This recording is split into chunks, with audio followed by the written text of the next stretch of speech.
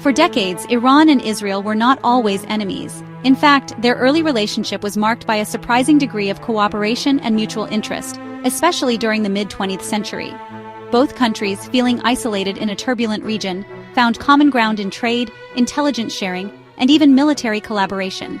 Before 1979, they maintained a quiet relationship, often working together behind the scenes. Iran, under the Shah, saw Israel as a potential ally against Arab nationalism and Soviet influence, while Israel valued Iran's oil and strategic position. But the Iranian Revolution changed everything. The overthrow of the Shah brought to power a new government led by Ayatollah Khomeini, who viewed Israel not just as a political adversary, but as a symbol of Western oppression and imperialism in the Middle East. This ideological shift created a deep, lasting divide, turning both nations into bitter rivals. The new Iranian regime made hostility toward Israel a core part of its identity, fueling decades of animosity. Instead of open war, their conflict played out in the shadows, through proxy wars, espionage, and covert operations. Both sides engaged in a dangerous game of cat and mouse, each trying to undermine the other without triggering a direct confrontation. Iran supported groups like Hezbollah in Lebanon and Hamas in Gaza, providing them with funding, weapons, and training to pressure Israel from multiple fronts. Meanwhile, Israel responded with targeted assassinations of Iranian scientists, daring cyber attacks and intelligence operations deep inside Iranian territory. These indirect attacks kept tensions high, but avoided all-out war. Civilians on both sides lived with the constant threat of escalation, as each new incident risked spiraling out of control. Israel struck Iranian weapons shipments in Syria, aiming to prevent advanced arms from reaching its enemies. In response, Iran's allies launched rockets at Israeli cities, turning the region into a volatile chessboard of attacks and reprisals. By June 2025, years of shadow conflict had built up mistrust and military power on both sides. Both nations poured resources into intelligence, defense, and new weapons, preparing for the possibility that their Cold War could turn hot at any moment. The unspoken rules of their rivalry were breaking down, and the world watched as the risk of direct conflict grew. International leaders scrambled to prevent disaster, but the old barriers that kept war at bay were crumbling. The stage was set for a dramatic escalation that would push both nations into open confrontation, threatening to reshape the balance of power in the Middle East, and perhaps the world. Iran's nuclear program was at the heart of rising tensions, casting a long shadow over the Middle East. For years, suspicions and accusations had swirled, but by 2025, the stakes had never been higher. By early 2025, Iran had enriched uranium close to weapons grade, a development that sent shockwaves through Israel and Western capitals.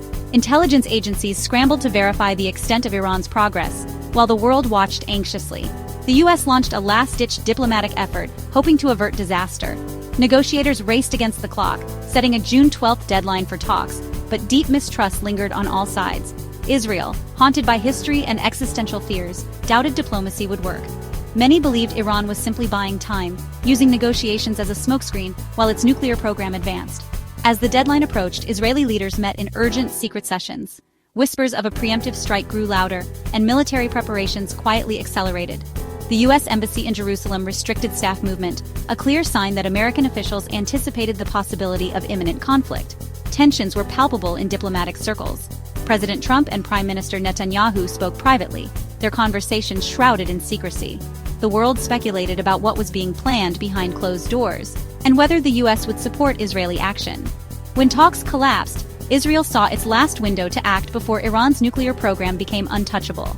Military jets stood ready, and strategists pored over maps, weighing every possible outcome. The choice was stark: strike now, or risk facing a nuclear-armed Iran in the near future.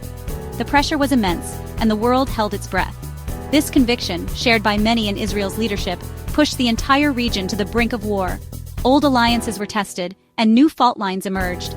The era of shadow war, of covert sabotage and secret operations, was ending. The world was on the edge of open conflict. A new, more dangerous chapter was about to begin, one that threatened to reshape the Middle East and reverberate far beyond its borders. The world braced for what came next, uncertain and anxious, as history teetered on the edge of catastrophe. On June 13, 2025, Israel launched Operation Rising Lion, a massive surprise attack on Iran. Over 200 Israeli jets struck 100 targets, including nuclear sites, military bases, and missile stockpiles. The Natanz enrichment facility was heavily damaged, thousands of centrifuges destroyed. Israel claimed to have wiped out up to 45% of Iran's ballistic missiles and many launchers. High-ranking Iranian commanders and nuclear scientists were killed, along with tragic civilian casualties. The strikes sent a clear message: nowhere was safe. This bold move shattered the old rules, ending the era of deniability. Israel gambled on a decisive blow, but guaranteed a furious response from Tehran. The conflict had entered a new, unpredictable phase. Iran's response was swift and overwhelming.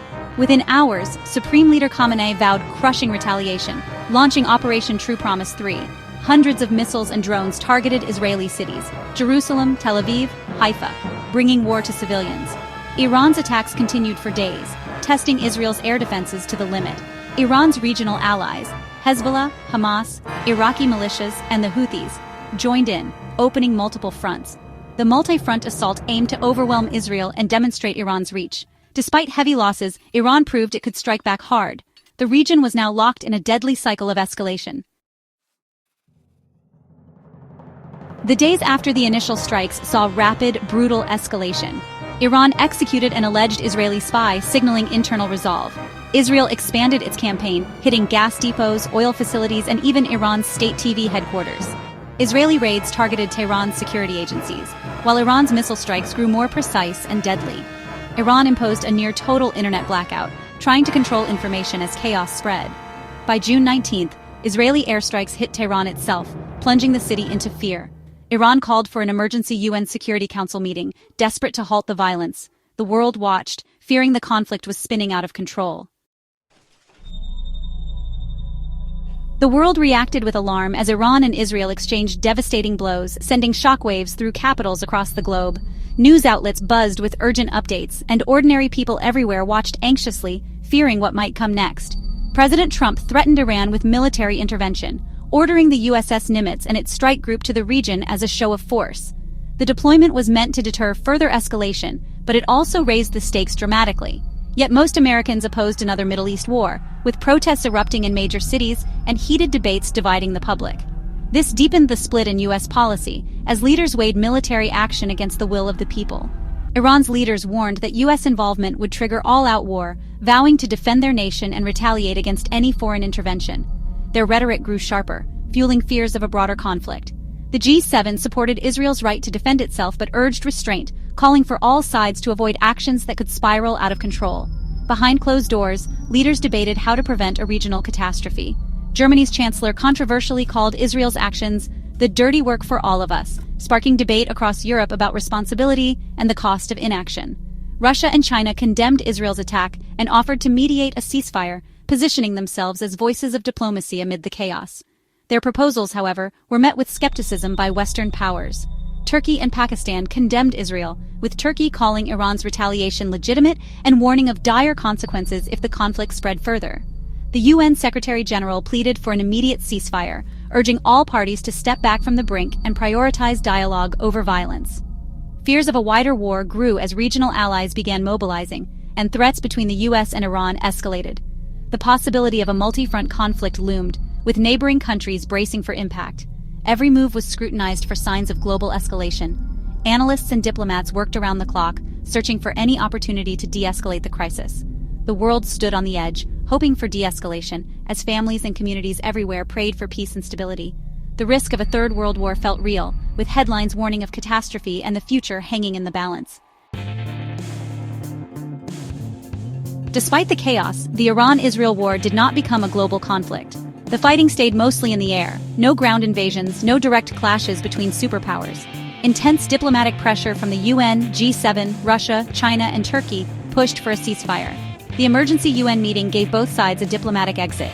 US public opposition to war restrained direct intervention despite tough rhetoric. Both Iran and Israel achieved key objectives. Israel crippled Iran's nuclear program. Iran proved its resilience. Mounting casualties and destruction made continued war unsustainable. A fragile, unofficial ceasefire took hold. The world had stared into the abyss, but diplomacy and war weariness pulled it back. The Middle East remained tense, but World War III was narrowly avoided.